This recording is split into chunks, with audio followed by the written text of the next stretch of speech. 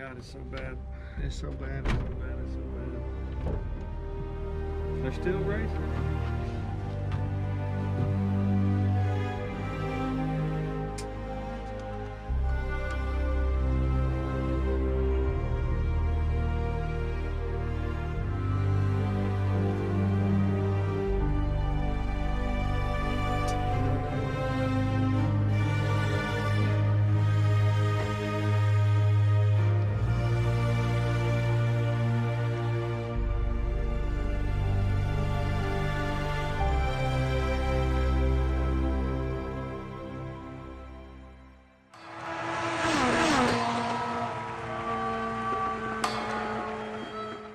Hey friends, welcome back to the channel. Hope you all are doing well. Today, I feel like I say this all the time, is a really special day, but in particular because we're doing another track car review, and it is of Mark's Time Attack Civic EG, which if you've been around the channel long enough, you know that we did kind of a review on this car, what was it, like 2 years ago? Was it 2 years ago? It was last November. Last November.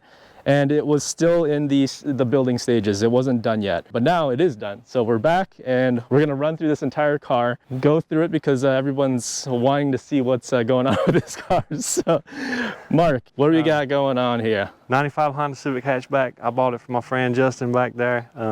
He was gracious enough to get rid of it. We took it in January. We stuck a roll cage in it in 8 days, and then we put it on a rotisserie and started building the Time Attack car. So that's So the whole goal was to build a Time Attack car, a whole rotisserie build. So this thing was on. If you don't know what a rotisserie build or rotisserie is, do you want to explain that a little bit? Basically, you take the car apart, put the front and the rear horns onto a rotisserie, and you can rotate it, and it just makes life beautiful to work on it. Have you seen the guys that are building like these makeshift rotisseries? I've seen the one that roll over. Oh, nah. Yeah. My way's the way to go. It's $850 in Randleman, North Carolina, so I suggest go get one of them. All right, so what's the theme around the build? Basically, for me, is just build one of the baddest EGs on the planet. I hope it made top 5. That was really honestly a goal. That's why I was so particular with the wiring. The bottom of the car is just as beautiful as the top of the car, so I just didn't want to cut no corners and just ultimately just make a badass EG. One of the big goals on the car was keep weight low. Like there's 90% titanium bolts. They've been measured to length just to lose the extra weight from where factory just threw a bolt in there. The whole bottom of the car with the rubber stuff, I grinded all that off. The goal was just to have one of the lightest full roll cage cars on the planet. So clearly it's a B series. Want to kind of give us the story or the backstory of why it's a B series and why you have a forward facing turbo setup? So the B series started for me in my first ever CRX. So, you know, a long time ago. So I'm just a fan of the B series, and I just want to see what it can do, and I think it's going to be pretty fun from what I experienced on the track. The turbo is just out front to get fresh air, because, you know, you have a lot of problems with heat build up under the hood, so that's just a way to introduce a lot of fresh air, and it actually moves the center of gravity of the turbo a little lower. The only thing that I noticed on the tracks, when people would pass me, their tire stuff would come off, so I might make some deflectors or something to try to keep that out of the turbo, being that it's right there. And but the car is a full sin, so I'm happy if something breaks because of something I did, I'll fix it and keep going. Right.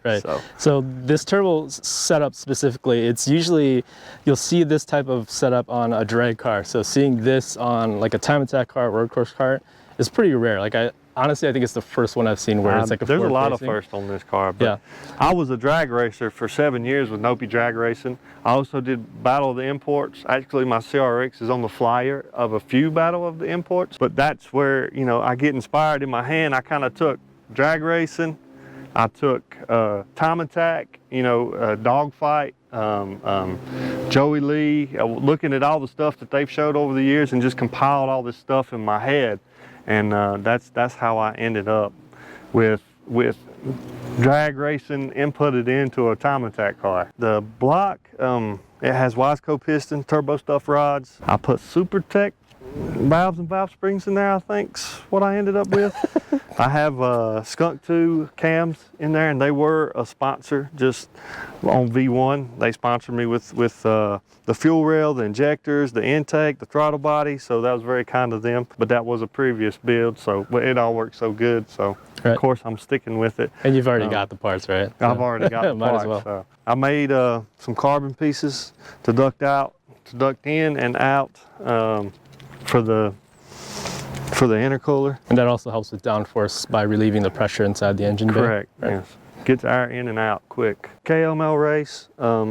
They helped me out with this, and then I got Precision Turbo. It's for now it's a 6466. What fuel are you running?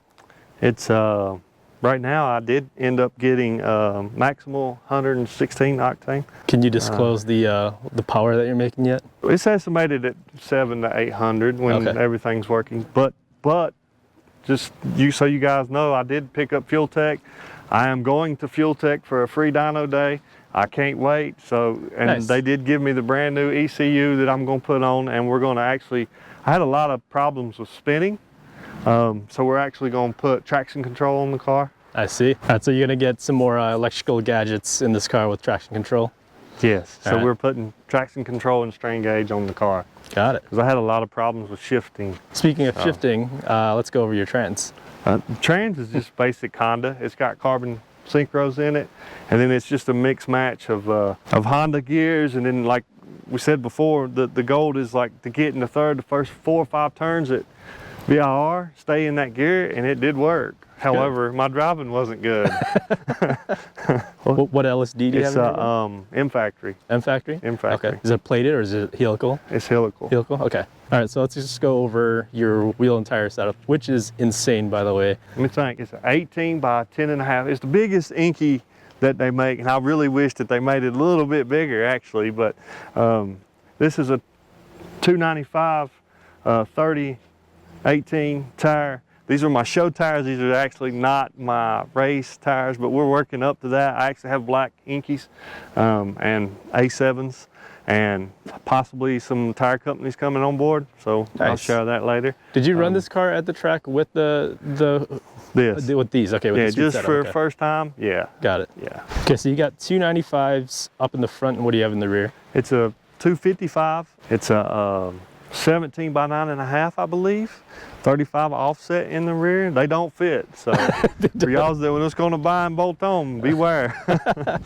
So 255 is usually what you would see on like the front, maybe? on the front, because a Club TR's front size regulation is a 255 for the front, but the 255 is on the rear. Yeah. They have a 295 on the front, so it's like they were phenomenal on the track, man. That's good to hear. Yeah. What do you got for brakes?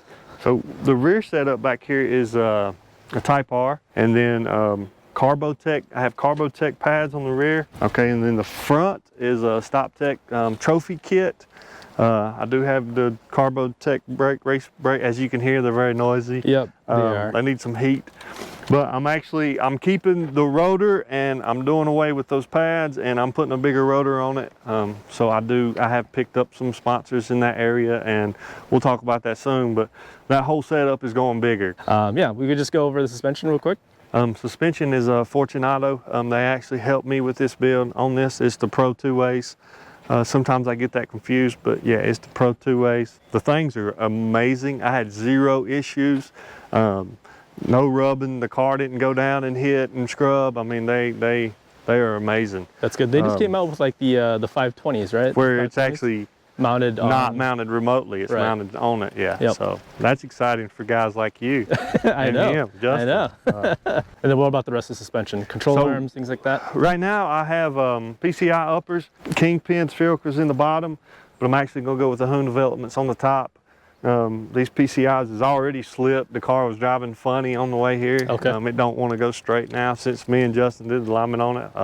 So I like that because they lock into place. Yeah. You know, it's a win-win in the hard world. Yeah, so. their new control arm setup is dope. Yeah, spectacular. So that's on my list. And what about the rear on the suspension? The rear is again, of course, Fortunato. It's Skunk 2 lower control arms, full spherical, and then the ASR, what is it, 32 hollow bar, yeah, the big bar. The big boy, yeah. Is back here. Cool. All right, Mark, so you clearly have a ton of things going on in the interior. So one of my favorite parts is the hybrid race shifter. Man, that thing is really great piece. I have RaceTech seat belts. They're really awesome. They're quick adjust, so you're not fighting them to put them on and strap in. And then of course I have two matching spark hoses for the most part. A lot of stuff in the interior is put down as low as possible too, to get the weight down as low as possible. I'm rethinking some stuff now, but okay, we'll see what happens. What steering wheel are you running? Looks like a gripper oil. It's actually a gripper oil. Okay.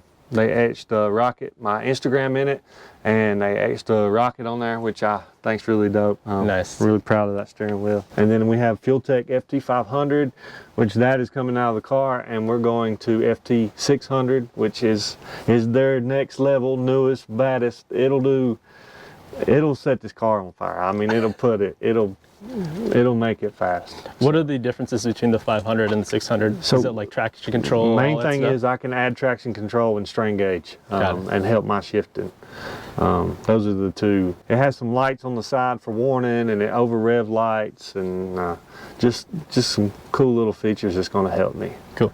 And I remember last time I learned about this, that's not just the ECU, but it's also like the digital dash, display. Everything is in one unit. Yes, and the new 600 is like, that's plastic. The new one is a metal frame. It's much stronger. Nice. It's waterproof. Is it bigger also? It's a little bit bigger. Okay. Yeah. But what a lot of guys do is put that down and then put an AIM dash in. Yep. That's what a lot of people do. Mm-hmm. And one thing for the EG owners here, the plastic trim up here, typically the thermal controls or HVAC controls and the radio are right where that tablet is, but you can see that this whole plastic trim piece is custom made by you, right? Yeah. I actually had this in V1, but yeah, it's a slider kit. The iPad slides right out, comes out. If a lot of this car, I can still take the dash out and I can remove that just to get some more weight down off the car if I wanted to. So the cage is built to spec.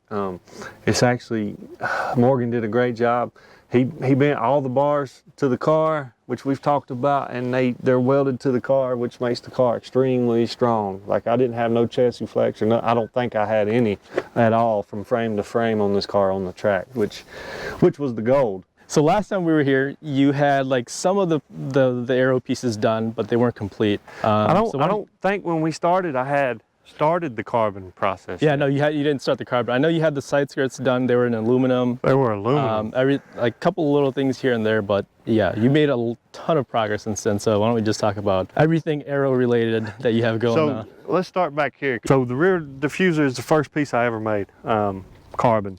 And actually what I done was take some aluminum and just bend it that shape and then made carbon off that aluminum. And I actually, little backstory, I paid a guy to make me a diffuser for this car, and he took my money and he kept jiving me and telling me that he's shipping it down from PA, it's on its way, where it never came. I got my money back, and me and the wife started watching YouTube every night and got, I won't say no names, but got this guy's input on it and how they made it, and then this one, and I just put it all together and started building my own carbon. Which, by the way, like a lot of the carbon pieces on here are built by Mark, so yes, it's not just like he went out and bought all these pieces. 50 pieces were made by me so far. 50 pieces, 50. Holy crap. So the rear diffuser was the first piece? Very first piece. Okay. From there, I don't remember, because you can kind of tell. I went crazy with it. Like, this right here was originally Luminite. I said, you know what? I'm gonna make it carbon. So I made that little piece to keep air from going up in the back of the bumper. Yep. A carbon block. I ended up branching off of the diffuser too and making two more little strikes to kind of keep the air from rolling underneath and avoiding getting in the airflow underneath the car. And stuff that you guys can't see, he can get it, but the whole car's got the flat bottom on it now. So it is completely flat bottom until you get to the engine, but I do put a splitter on that will make it flat bottom all the way. I believe in the first video I had maybe 6-inch side skirts, and after putting them on the car, I wasn't very happy with them. So I got with my CNC guy, my laser guy, and he made me a 7-inch so I could get the stuff lower down to the ground. So we made a 7-inch aluminum side skirt, and then I took and bent it, and then I'd use that for my mold. So that's how I developed the carbon side skirt mold. And then trick stuff, there's a like inside here, inside the wheel wells on both sides, there's fill-in carbon just to keep the air out and from going underneath and interrupting the flat bottom flow. That's where all the little pieces came in. That's why you have 50 pieces, is because like a bunch of all these small pieces. Yeah, I mean, if you just start counting, here's 1, 2, 3, 4, 5, 6, 7, just right here. Yeah, just in this corner here alone. It adds up. Adds up quick. But then the fact that you can just build it yourself, like whatever you want for the car, you can just do it. Correct. When I was at VRI at Hyperfest, I actually, my right side splitter came loose, and I have this like wing end strike that I made. Well, it's gone. I don't know where it went. So guess what? Me and the wifey, we made another one. We just came home and made another one. That, to me, that's great, because you know how hard it is to find somebody to get it done. How long is it going to take them, and how much is it going to be? Yeah. So the power of the internet, right? Just learning all that stuff on your own. So if you go back to my pre-carbon days, before I decided to do it myself, like this and this, that's just a sheet I bought off eBay. So I took it, cut it, and bolted it down. So, but then like this lip, I did make that lip in-house. That was one of, besides the side skirts, that was one of the most challenging pieces that I have made today. I bet there's a lot of... There's 8 layers of 3K carbon. There's 8 layers? 8 layers. It was, we were cussing, so to say the least. Yeah. But it looks good though. There's actually stuff that you don't really see right here. I don't know. There's a tunnel here, and it goes down, and it blows out the air squirt off the wells. I see. I actually didn't even notice that. Yeah, you kind of see it moving there, but that's how long it is. Nice. So also this side, I built carbon ducting for this, and it also comes down out this side. Is that an oil cooler right there? Yeah, it's an oil cooler, yes. But it's ducted with carbon too. So a big part of Mark's turbocharger setup is that since it's a forward-facing setup, there's not much room up there for your cooling system anymore, so that was relocated to the back. One of the reasons, it's just not big enough to put a big radiator up front, so I ended up moving it to the rear. I did cut out the trunk area for the spare tire, and it made room just to fit a fairly extensive radiator. It's 3-core dual pass, has an electric pump sitting right back here that you can't see. There's 16 AN lines, and then I fill it in here. There's a back here in the trunk is actually the overflow and the reservoir for the coolant. So it's a little bit, but one reason why I like it, it just cleans up the engine bay, because none of that's under there. Right. So. And I remember last time you kind of mentioned that it helped distribute the weight. And it helped put the weight around, yeah. For me, just like the main thing on this car, when I built V1, I done V1 similar to this, under a pretty nice engine bay, a pretty nice outside, but with the rotisserie. And when I looked at V1, putting suspension parts on, and I seen the red paint or the factory gook, I was like, that just ain't pretty. So that's one reason why I went all out and put the car on a rotisserie and flipped it up and actually cleaned all that stuff off, and painted it and cleared it and made the bottom of the car look just as nice as everything else. It's always nice to kind of just start fresh with like a really clean slate. Really clean car, yes. I worked for Toyota for a long time and had some experience with the MR2 pumps. So it was that or a Volkswagen pump, but I found this one real cheap, and that's what I went with. So I did something I have done since you've been gone. Before I had all my headlights set up on the PDM. Yep. Now that's actually how I run my power steering and my electric water pump, so and my rear view camera. Okay. I added another PDM. Oh, okay. A completely separate one. Separate system to run all the functions like that. I see. Things like that. Yeah, because before you didn't have any power steering at all. And we laughed about how hard it would be to turn the 295s. Yeah, I imagine it's a lot easier to turn the car. And if you look close enough, I actually did make a carbon bracket, and that is 14 layers of 12K. So it's really thick carbon, but I made a bracket for that. Nice. To keep weight down. So Mark, how long have you actually been tracking cars? So we know you have a history with drag racing, but what about the road course stuff? How long have you been doing that? So this is what happened. I was drag racing at I believe it was IDRA, I think that's who it was, at Rockingham Dragaway in '06. It was early of the year and my motor blew up. And I had been doing it for 7 years and I just quit. I started playing golf with my dad, but in the same time, I'm still in the cars. And later on that year, there was an event coming. ESPN was there, and it was called Redline Time Attack.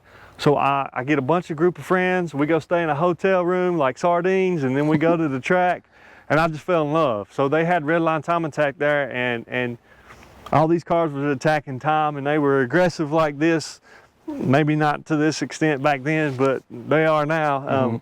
But that's what got me into it. So I ended up getting a stock motor, putting them into my car. It blew up everything. So I got an eBay turbo, I put back in my CRX, and the very next year I was in Redline Time Attack. But I did have to do some NASA and SCCA events to be able to enter into the Redline Time Attack. Got it. So it wasn't just that was 07. 07. 07. Got it. So that's 13, 12, Yeah, I'm 13, old. 14, 15 years ago. Yeah. So you've got a lot of experience basically with driving at this point. Kind of. My last few years has been kind of rough because I've actually not got in one good full lap in the past 4 times I've been to the track. Oh, okay. There's been a problem every time. Okay. So that was going to be the next question. It was like, what kind of other events did you do since your first time out? So it was like you said, the NASA stuff, SCCA stuff. So what I did get into was a lot of the HPD1 track day stuff. Okay. That's what I started doing with NASA and SCCA. I did it at VRR and I did it at CMP. Were you competing in a lot of time attacks too? Or was it just like once every while? Or? In 2007, they went to VRR and they went to CMP, and I did both. And I was actually competing when Chris Rado was competing. Okay. So we were at the tracks together when, so that's how old I am. Yeah, the Fwing car. But since then, I would just go get track days, kind of like you do. I mean, yeah. I had an Integra a lot of the time that I would just take and get some track time. This car on track is night and day versus a car like yours on track because of the rubber and the aero. Yeah. Your driving experience is so much better in this car because everything's more controlled. And I can speak because I've had hatchbacks, and you know, Justin's had hatchbacks on the track before. So yeah, this is although it's the same exact car, at the same time it's completely opposite from my build, because I have 100% mechanical grip, low power, and this thing is the exact opposite. High power, lots of mechanical grip, and lots of aero grip as well. Lots of aero. That's really the key factor. Completely different. Because all those little twitches and stuff you feel, yeah, I don't really feel that. Yeah. Yeah. It would be crazy to drive this thing because I haven't driven anything with aero yet, so yeah. I don't know how that feels. I can't wait for you to, actually. And it's like you have to drive fast because like the aero works. At certain speeds. It doesn't work at low speed, right? So. And like when I did go to VR in this car this year, unfortunately I had all these little issues that stacked up against me, but I will say that I took a risk. I sent it. I had only driven down these streets maybe 3 miles before I sent it on the track. Right. So this car's full send. I'm going to get better. It's going to get better, and we're going to turn some time sooner or later. Do you want to walk us through your first ever track day? Like leading up to it, during it, after it? Just kind of all the emotions that were going through you. Oh man, that was me and a couple buddies went down there, and we're blue collar people. We ain't got a lot of money. We set up, we drove the cars. I think my daddy had a trailer then, so I think I towed my CRX down there. What track was it? VR. VR. It was VR. So we set up tents right beside the car, and that's how we stayed there. But I remember just the coolest thing for me of that whole track day is some of Christian Rado, and I can't remember all of them name. Billy Johnson, maybe. He had a black NSX, really fast back in the day. There was some heavy hitters there, but they have the grid up top where you park. And my car's in a picture with a lot of the heavy hitters, so that was really, really exciting time, to be up there with those guys, knowing that I wasn't going to win. But I actually come in second my first ever track day down there. So. Oh, really? Yeah. Okay. So it's kind of a nice little introduction to the road course world. It was My CRX making 10 pounds of boost, B16, untuned, stock internals, and on a 205 street tire. Were you nervous leading up to that day? Or that event?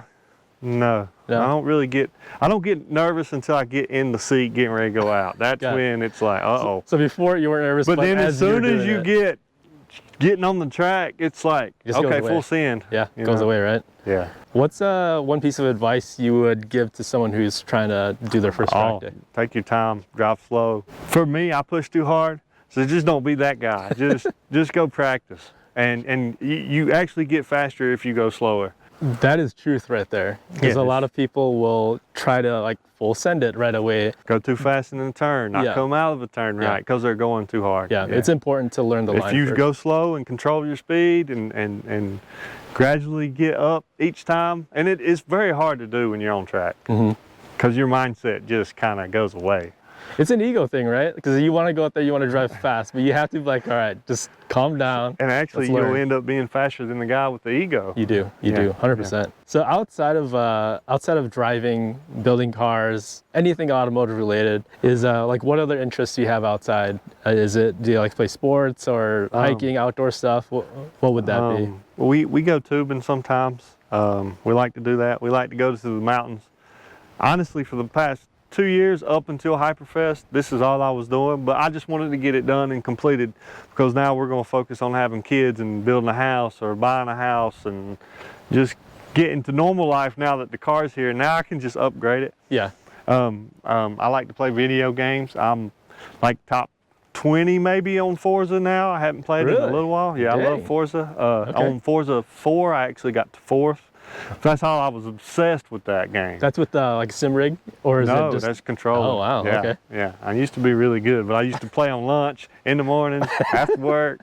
So I don't do that no more. Okay, so video games and like outdoorsy type things. Outdoor stuff. I actually rebuild golf carts on the side, so that's something I do. Nice. Yeah. So. Golf carts, huh? Yeah. Is it something you just picked up, or? Yeah, not too long ago. They're just easy. All right, that just about does it for this review on this amazing car and a little bit of history of Mark's driving history. Thank you for allowing us to come back out here and film the complete product. Do you have any people to shout out? Just give me a follow. Instagram is at Rocket EG6. I got some exciting things coming. The car is going to PRI show. It will be fully wrapped. I'm not going to say who yet, but I do have Exidity, clutch. I have Turbo Smart. We have Hawk pads. We have Fuel Tech. We have some big things coming for Rocket. So the Rocket family, you guys please enjoy and keep watching. Yeah, really exciting stuff. A bunch of really big things happening with Mark in the car. So super happy for him, because there's a lot of work that's been put into this car, and it's showing it, right? You're getting all of these guys that are hopping on board because they could see how crazy of a build this is and how much work has been put in. So it's a lot. Really happy for you, dude. Thank you, dude. If you guys enjoyed the video, go ahead and give it a thumbs up. And if you guys have any questions for myself or Mark, go ahead and put them down in the comment section down below, or you guys can follow him on his social media. And if you guys want to stay up to date with my build and my progress as a driver, and also continue to see really, really cool track cars like this, go ahead and subscribe to the channel. Until then, stay safe, stay smooth, and we'll see you guys later. Later, guys.